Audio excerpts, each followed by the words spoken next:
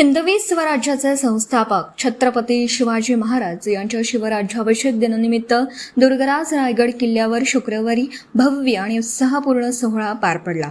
हजारो शिवभक्तांच्या उपस्थितीत झालेल्या या ऐतिहासिक कार्यक्रमाने शिवकालीन वैभवाच्या स्मृती पुन्हा एकदा जागृत केल्या. अखिल भारतीय शिवराज्याभिषेक महोत्सव समिती आणि दुर्गराज रायगड यांच्या वतीने दरवर्षीप्रमाणे यंदाही तारखेनुसार शिवराज्याभिषेक दिनाचं आयोजन करण्यात आलं होतं. जय भवानी, जय शिवाजी, तुमचं नातं काय, जय जिजाऊ, जय शिवरायच्या घोषणांनी संपूर्ण रायगड दुमदुमून गेला.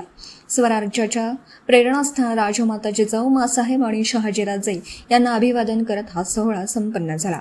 कार्यक्रमाला युवराज छत्रपती संभाजीराजे भोसले, युवराज शहाजीराजे, आमदार अनिकेत तटकरे यांच्यासह विविध क्षेत्रातील मान्यवर उपस्थित होते.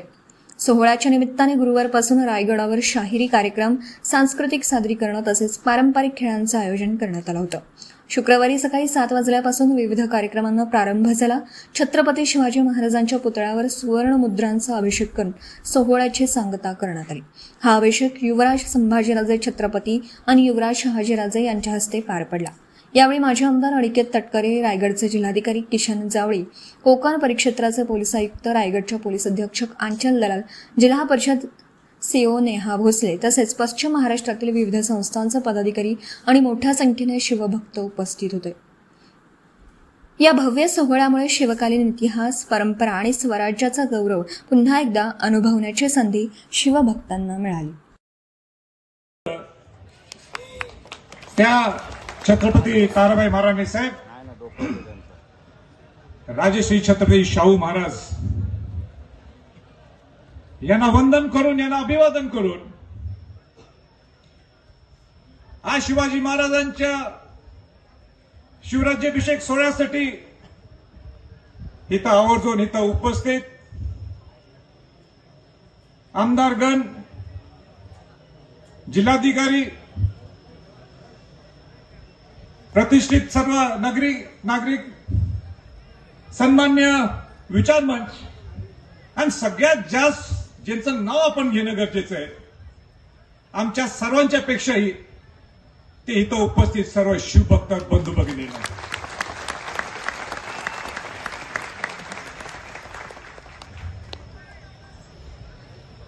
...2007 ला आम्ही शिवराज्याभिषेक सोहळा हा 6 जूनला सुरुवात केला. शेकडो शिवभक्त होते. 350वा शिवराज्याभिषेक दिन सुद्धा आपण जोरात जोमाने साजरा केला. आणि मी नेहमी म्हणायचं की शिवाजी महाराजांना वंदन करण्यासाठी जनसागर दुर्गराज रायगडला आलेलं आहे. पण मला असं वाटतं की आपण आता शब्द बदलू. हा जनसागर नाहीये, हा शिवसागर आहे असं म्हटलं तर काही चुकीचं होणार नाही.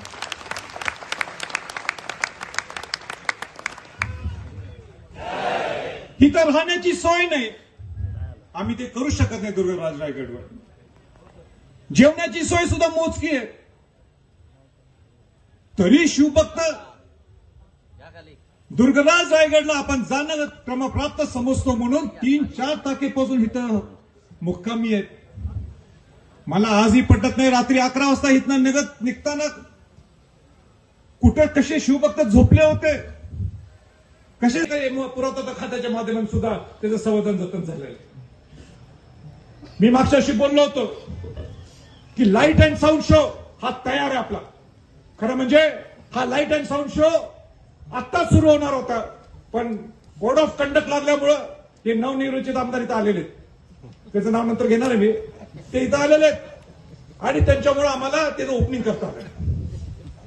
ते काय ती दुरुस्त करा बाबा काहीतरी. तेव्हा लोकांना लाईट अँड साऊंड शो बघायला मिळाला नाही. तो लाईट अँड साऊंड शो देशात तुम्हाला पाहायला मिळणार नाही. तसा लाईट अँड साऊंड शो 360 डिग्रीचा आहे. 360 डिग्री बघा तर तुम्ही.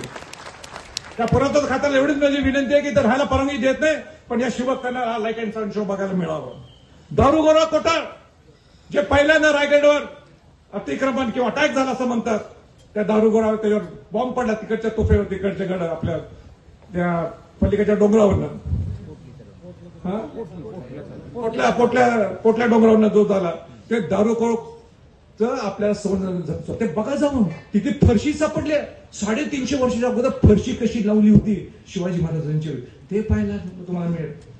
राज सदरचं संवर्धन आता सगळे हार आहेत मग तुम्हाला पाहायला मिळत नाहीत किंवा सजावट झाली तुम्हाला मिळत नाही. या राज सजावटचं संवर्धन 75 वर्षात पहिल्यांदा रायगड प्राधिकरणाच्या माध्यमातून पुरातत्व खात्याच्या माध्यमातून सुरू झालं.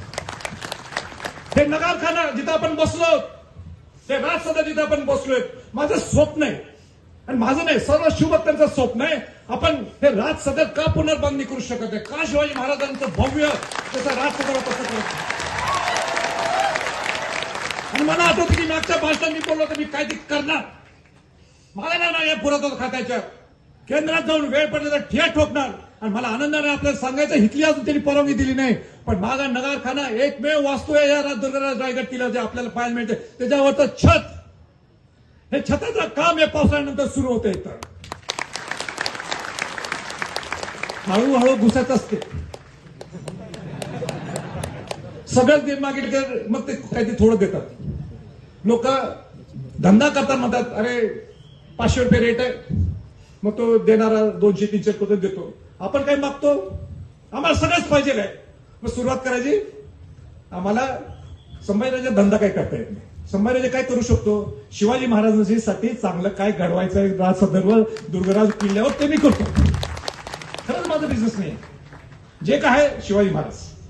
आणि म्हणून या नगारखान्यावर कौलारू छत येणार आहे. ते झालं की इकडे सरकारचं तुमची ताकद हाय काय ताकद, हाय काय ताकद, असं नाही चाललं, जोरात पाहिजे हाय काय ताकद.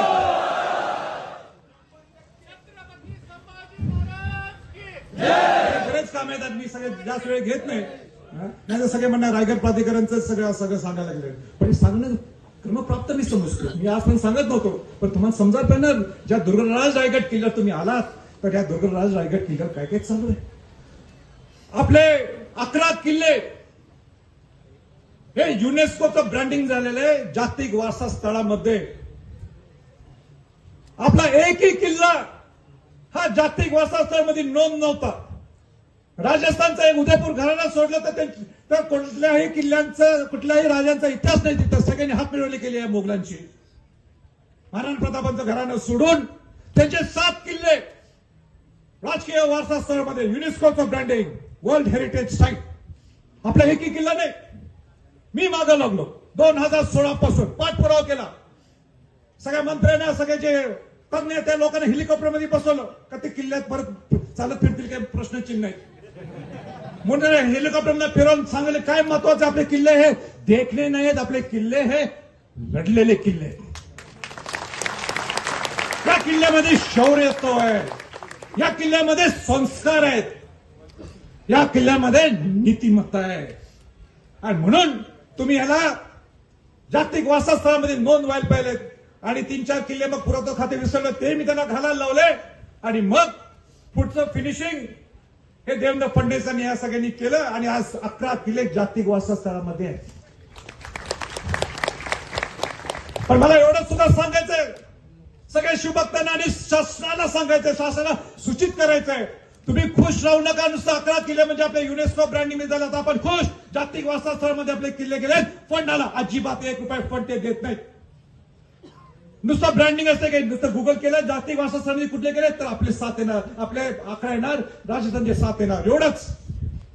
पण तुम्ही त्याचं संवर्धन जतन नाही केलं तर तुमचं नामांकितपणा सुद्धा जे तुम्हाला 11 किल्ल्यांना मिळालंय ते सुद्धा काढून घेण्यात येऊ शकते. हे माझी सरकारला सूचना आहे. धोक्याची घंटाई. पण असो, मी आता जास्त काही वेळ घेत नाहीये.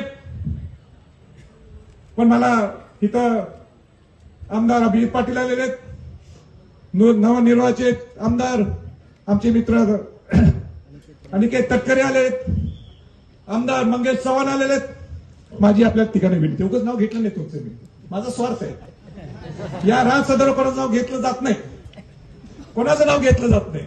मी सुद्धा निमित्त आहे. इथं तुमचं नाव घेतल्याच्यासाठी तुम्ही आलात, तुमचं कौतुक आहे.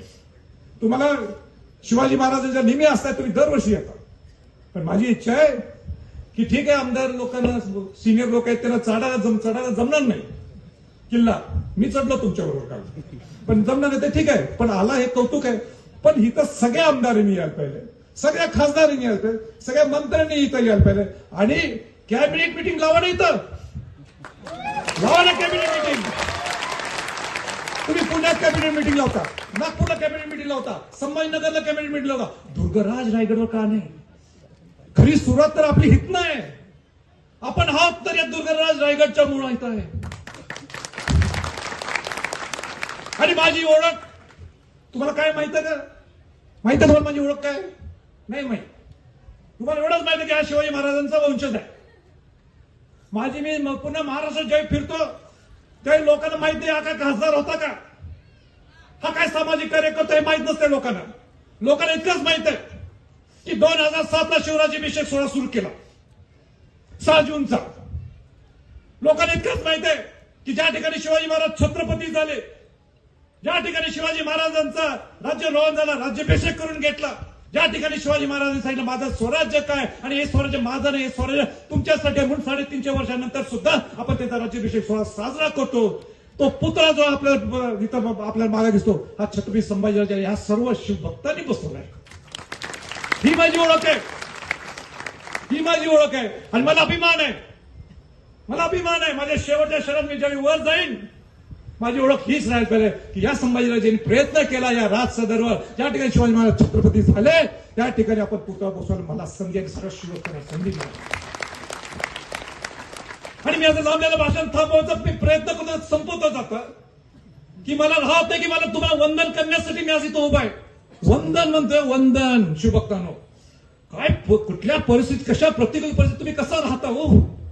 मला काय राहायची इच्छा होती तुमच्या बाजूला. काय मागच्या मी बोललो होतो माझ्या भाषणात, माझ्या आमच्या सगळ्या निकटवर्ती सगळ्यांनी सांगितलं राजे तुम्ही आलात आणि सगळं खोडाबा उडाली तर आम्हाला त्रास वाटत, पण तुम्ही जिथं राहिल्या खाली तिथं निघून जावा. काय म्हटले?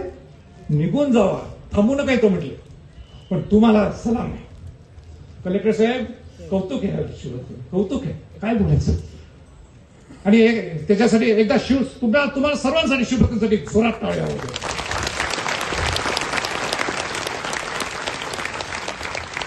मी राज्याभिषेक समितीचं मनापासून कौतुक करतो. त्यांचं कौतुक कोण करणार? मीच करायला पाहिजे. माझ्या पत्नी असल्या तरी त्या स्वतः शिवभक्त आहेत माझ्यापेक्षाही जास्त. त्या सैनिकांचं सुद्धा मी कौतुक करतो. राज्याभिषेक समितीचे अध्यक्ष त्यांचे सर्व सहकार्यांचं मी, माजी अध्यक्ष त्यांच्या सर्व सहकार्यांचं मी मनापासून कौतुक करतो. अहो महिनाभर नुसतं राबतात, सकाळी 8 वाजल्यापासून रात्री 12 वाजेपर्यंत काम करतात कोल्हापूरमध्ये. पूर्ण महाराष्ट्रात असं काही काम करण्याचं कोल्हापूर राहिलं नाही आता. त्या जिल्हा प्रशासनाचं मला कौतुक करायचंय. जिल्हाधिकारी असतील, जिल्हा पोलीस प्रमुख असतील, आरडीसी असेल, त्यांची पूर्ण टीम असेल, ह्या कोऑर्डिनेशनच्या मुळे हे काय हा राज्याभिषेक सोहळा काही यशस्वी होऊ शकत नाही. तुम्ही ते केलं याबद्दल सुद्धा तुमचं मी मनापासून अभिनंदन करतो, तुमचं कौतुक करतो. आभार तर मी मानू शकत नाही दोघांचं. आणि म्हणून प्रत्येका शिवभक्त आपण इथं आलात, माझी एवढीच विनंती राहणार आहे, आपण शिस्तबद्ध पद्धतीने वर आला, शिस्तबद्ध पद्धतीने खाली जावा. कुठं कचरा दिसला तसं आपण काय म्हटलंय, माझा गड माझी जबाबदारी. कुठं प्लास्टिक दिसलं ते प्लास्टिक उचला, कारण ते शेवटी हे आपल्याला काढावं लागते प्लास्टिक. सगळे अनेक संघटना येतात. Video reporter Dhammasheel Sawant, KTV news, Raigad. आपल्या परिसरातील बातम्या आमच्यापर्यंत पोहोचवण्यासाठी स्क्रीनवर दिलेल्या क्रमांकावर संपर्क साधू शकता. दूरध्वनी क्रमांक 9833235011. त्याचप्रमाणे अधिक माहितीसाठी स्क्रीनवर दिलेल्या KTV न्यूजच्या ईमेल आयडीवर देखील संपर्क करता येईल.